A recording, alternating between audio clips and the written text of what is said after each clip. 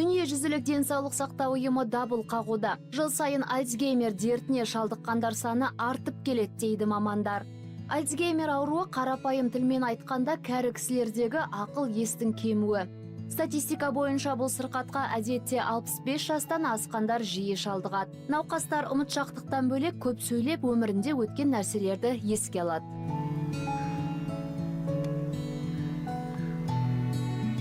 Альцгеймер ауруының пайда болуына түрлі факторлар әсер етеді. Солардың қатарында түрлі созылмалы аурулар, жалғыздық және шылым шегу бар. Маманның сөзінше аталмыш дерт көбіне әйелдерде кездеседі. Тұқым қуаламайды. Олар қайда тұратынын, кіммен келгендері естеріне түспейді. Сол себептен бұл ауру өте қиын.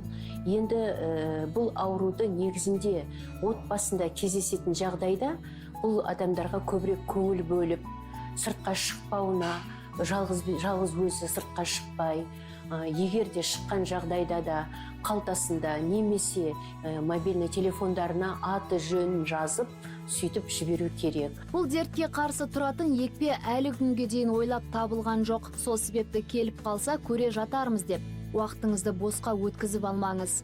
Миыңыз ұзақ уақыт қызмет етсін десеңіз, физикалық белсенділігіңізді арттырып, салауатты өмір салтын ұстаныңыз. Бұның алдын алу шарасы мына кроссвордпен шешу, дұрыс тамақтану, жеміс-жидек жеу, дәрумендерді қолдану. Есте сақтау қабілеттері төмендеген жағдайда, я болмаса ол есте сақтау қабілетін бір деңгейде ұстап тұру үшін, я болмаса дамыту үшін, жақсарту үшін мынау ұсақ моторика арқылы жаттығуларды қолданады, нейрогимнастикалық жаттығулар.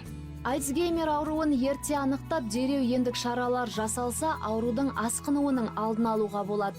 Дерт түбегейлі емделмесе де, науқастың жағдайын бір қалыпты ұстап тұруға мүмкіндік бар. Өкінішке орай, Альцгеймер дертінде уақытлы шара қолданылмаған жағдайда деменцияға ұласады, ал оның зардабы тіптен ауыр болады. Альцгеймер және деменция ауруларына шалдыққан науқастармен және олардың жақын туыстарымен де міндетті түрде білікті мамандар жұмыс жасауы қажет. Оның әйелі болатын болса, е болмаса жолдасы сондай ауруға дертке ұшыраса, оның келінімен жаңағыдай ол адамды баласымен, немерелерімен жұмыс жасап, олар адаммен қандай қарым-қатынас жасау керек.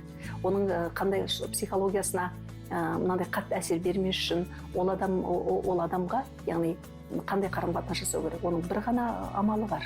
Сол адамды сол күйінде қабылдау керек. Жақыныңның есінен адасып, алжып қалғанын қабылдау оңай емес екені анық. Дегенмен дертпен бетпе-бет келгенде кез келген жан қолдауды қажет етеді. Бейнетінің зейнетін көретін жасқа жеткенде ақылдан алжасқан қарияларымыз ерекше күтімге мұқтаж. Сол себепті Альцгеймер және деменцияға шалдыққан жанға барынша мейірім көрсетіп, қайда барса да қасына адам еріп жүргені дұрыс.